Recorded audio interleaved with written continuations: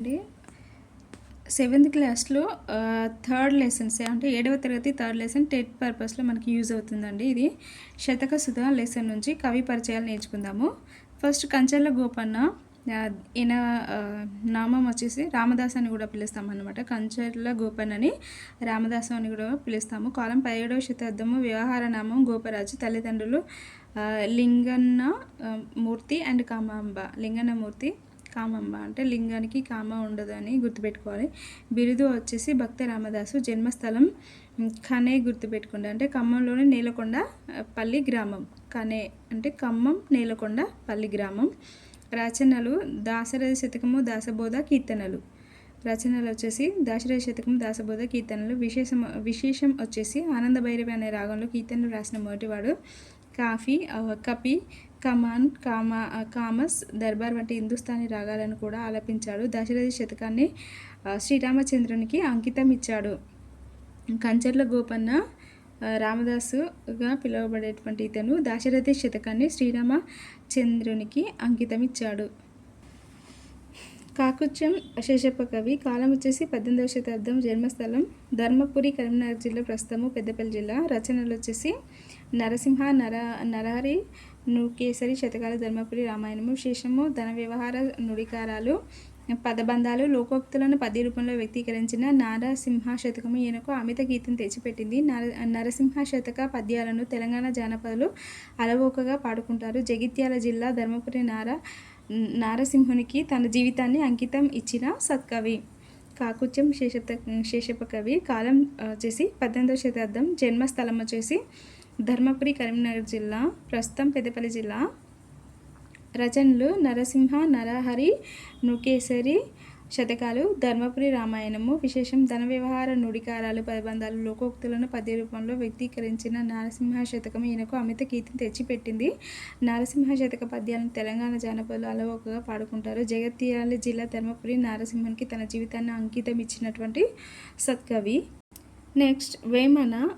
కాలం వచ్చేసి 17వ శతాబ్దము. రచనలు వేమన శతకము. బిరుదులు యోగి, ప్రజాకవి, లోకకవి. అంటే వేమన యొక్క బిరుదులు వచ్చేసి యోగి, ప్రజాకవి, లోకకవి. విశేషాలు సుమారు 300 పైచిలుకు పద్యాలు లభ్యమవుతున్నాయి.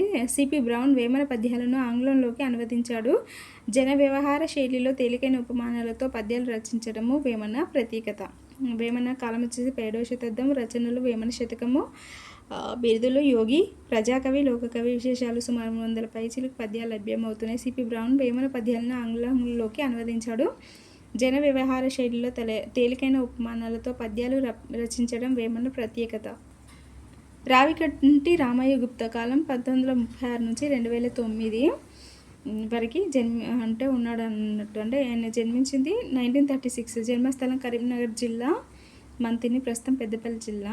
రావికంటి రామయ్య గుప్తా కరీంనగర్ జిల్లాలోని మంతిని, ప్రస్తుతం పెద్దపల్లి జిల్లా. రచనలు గౌతమేశ్వర శతకము, గీతామృతము, వరద గోదావరి, నగ్న సత్యాలు శతకము. నెక్స్ట్ ఈయన బిరుదు వచ్చేసి కవిరత్న. విశేషాలు వరకవి, మంత్రకూట వేమనగా ప్రసిద్ధి. విశేషాలు వరకవి, మంత్రకూట వేమనగా ప్రసిద్ధి. రావికంటి రామయ్య గుప్తా. కాలం 1436-2009. జన్మస్థలం వచ్చేసి కరీంనగర్ జిల్లా, మంతిని, ప్రస్తుతం పెద్దపల్లి జిల్లా. రచనలు గౌతమేశ్వర శతకము, గీతామృతం, వరద గోదావరి, నగ్న సత్యాలు. ఇవి ఈయన రచనలు. అండ్ ఈయన బిరుదు వచ్చేసి కవిరత్న. విశేషాలు వరకవి, మంత్రకూట వేమనగా ప్రసిద్ధి. ఆడపు చంద్రమౌళి. కాలం వచ్చేసి 1939 to 2009. జన్మస్థల వరంగల్ జిల్లా, రంగశాయిపేట గ్రామం, ప్రస్తుతం వరంగల్ అర్బన్ జిల్లా. సో ఈయన ఆడపు చంద్రమౌళి, వరంగల్ జిల్లా, రంగశాయిపేట గ్రామము. రచనలు వచ్చేసి వేములవాడ రాజరాజేశ్వర శతకము, రామాయణ రమణీయము, పద్యకావ్యము, శ్రీనివాస బొమ్మల శతకము. ఆడపు చంద్రమౌళి వేములవాడ రాజేశ్వర శతకము, రామాయణ రమణీయం, పద్యకావ్యము, శ్రీనివాస బొమ్మల శతకము. బిరుదు కవి శశాంక. అంటే ఆడపు చంద్రమౌళి యొక్క బిరుదు వచ్చేసి కవి శశాంక. ప్రత్యేకత సరళమైన భాషలో అందరికీ అర్థమయ్యే శైలిలో పద్యాలు రాయడం ఈయన ప్రత్యేకత. నెక్స్ట్ దూపాటి సంపత్ కుమారాచార్య. దూపాటి సంపత్ కుమారాచార్య. కాలం వచ్చేసి 20వ శతాబ్దము. జన్మస్థలం ఖమ్మం జిల్లా. రచనలు శ్రీ యాదగిరి లక్ష్మీ నృసింహ శతకము. దూపాటి సంపత్ కుమారాచార్య. రచనలు వచ్చేసి శ్రీ యాదగిరి లక్ష్మీ నృసింహ శతకము. మకుటం వచ్చేసి యాదగిరి వాస నృసింహ రమ విభో ప్రభో. ఈ పాఠం ప్రక్రియ వచ్చేసి శతకం. తెలంగాణ తెలుగు సాహిత్యంలో ప్రధానమైన ప్రక్రియ శతకం. శతకానికి ప్రధానంగా 5 లక్షణాలు ఉంటాయి. ఫస్ట్ వన్ సంఖ్యా నియమం. 100 నుండి 108 పద్యాలు ఉండడం ఫస్ట్ లక్షణము. అంటే శతకం యొక్క లక్షణంలో ఫస్ట్ 100 నుండి 108 పద్యాలు ఉంటాయన్నమాట. మకుట నియమం వచ్చేసి ఒక పదం, అర్ధపాదం, పాదం, ద్విపాదంగా మకుటాలు ఉంటాయి. మకుటం అనగా కిరీటం. నెక్స్ట్ ముక్తక నియమం అంటే శతకంలో పద్యాలన్నీ ఏ పద్యానికి ఆ పద్యం స్వయం సంపూర్ణంగా ఉండడమే ముక్తకం. ముక్తక నియమం అంటే శతకంలో పద్యాలన్నీ ఏ పద్యానికి ఆ పద్యం స్వయం సంపూర్ణంగా ఉండడమే ముక్తకం. గాథ సప్తశతి నుండి పొందాయి, అందుకే శతకాలను ముక్తకాలు అంటారు. వృత్త నియమం ఒక్కొక్క శతకం కొన్ని ఛందస్సులతో సాగడాన్ని వృత్త నియమం అంటాము. వృషాధిప శతకము ఉత్పలమాల, చెంపకమాల. సుమతి శతకం వచ్చేసి కంద పద్యాలు. వేమన శతకం ఆటవెలది, శివతత్వసారం కంద పద్యాలు. దాశరథి శతకం శార్దూల, మత్తేబాలు. అంటే ఒక్కొక్క శతకం కొన్ని ఛందస్సుల్లోనే సాగడాన్ని మనం వృత్త నియమం అంటాం అనమాట. ఉషాధిప శతకం అంటే ఉత్పలమాల, చెంపకమాల. సుమతి శతకం కంద పద్యాలు. వేమన శతకం ఆటవెలది, శివతత్వసారం కంద పద్యాలు. దాశరథి శతకము శార్దూల, మత్తేబాలు. నెక్స్ట్ ఆత్మాశ్రయత అంటే శతక కవులందరూ తమ జీవిత విశేషాలు, స్వీయ అనుభవాలు జోడించి శతకాలు రాయడాన్ని ఆత్మాశ్రయత అంటాము.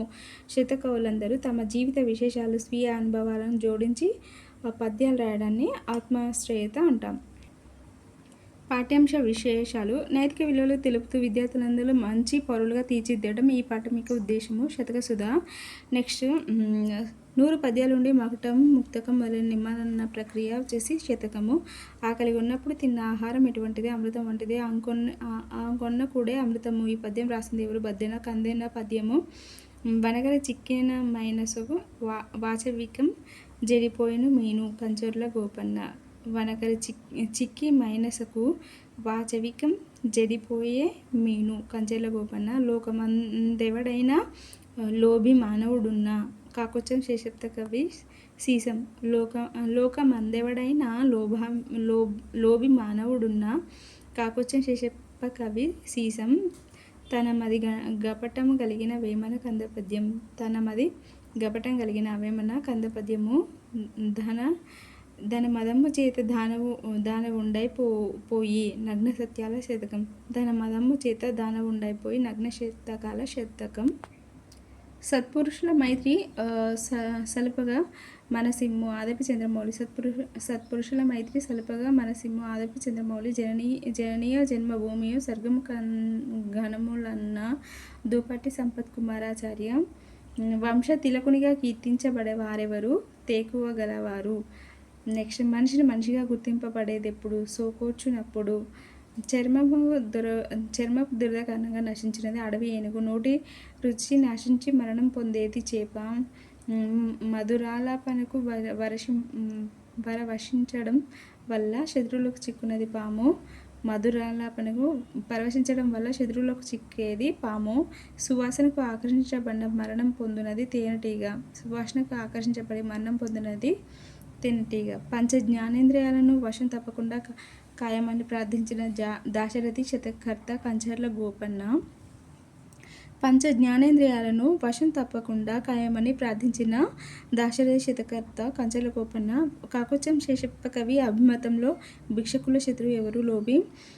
భిక్షకుని ఇతరుల ఎవరైనా పెడితే చూసి ఓర్వలేనివాడు. భిక్షకునికి ఇతరులు ఎవరైనా పెడితే చూసి ఓర్వలేనివాడు లోభి.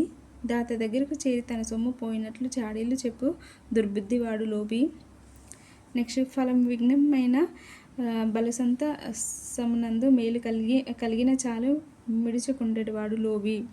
ఫలం విఘ్నమైన బలసంతమునందు మేలు కలిగిన చాలు మిడుచుకుండేవాడు లోభి. సజ్జనుని మత్తులు చేసినను అతను బదులాడడు. ఏను వెంబడి కుక్కలు మురిగిన అది వెంబడించదు. వాక్యంలోని అలంకారం దృష్టాంత అలంకారము. మనస్సునందు మోసం గలవానికి లోకము ఎలా కనిపిస్తుంది? మోసంగా. ధనము చేత రాక్షసుడైన పోయినవాడు చూడనిది పేదవాని బాధ. కళ్ళగాదు రావి కంటి మాట అనే మకుటంగల శతకం నగ్న సత్యాల శతకం. కళ్ళగాదు రావి కంటి మాట అనే మకుటంగల శతకం నగ్న సత్యాల శతకం. ఎటువంటి విజ్ఞానాన్ని ప్రసాదించమని ఆడపి చంద్రమౌళి శ్రీనివాసుని ప్రార్థించాడు? విశ్వశాంతి కోరు విజ్ఞానము. నెక్స్ట్ జననీయు జన్మభూమి సర్గం కన్నా గణములు సూక్తి దూపాటి సంపత్ కుమారాచార్య.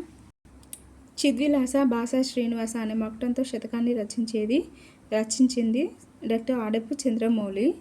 ఇది టెట్లో వచ్చింది.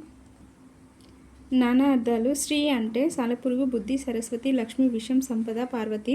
శ్రీ సాలెపురుగు, బుద్ధి, సరస్వతి, లక్ష్మి, విషం, సంపద, పార్వతి. ధనం సంపద, విత్తము, ఆస్తి, ఆవుల మంద, ధనియం, ధనిష్ట నక్షత్రం.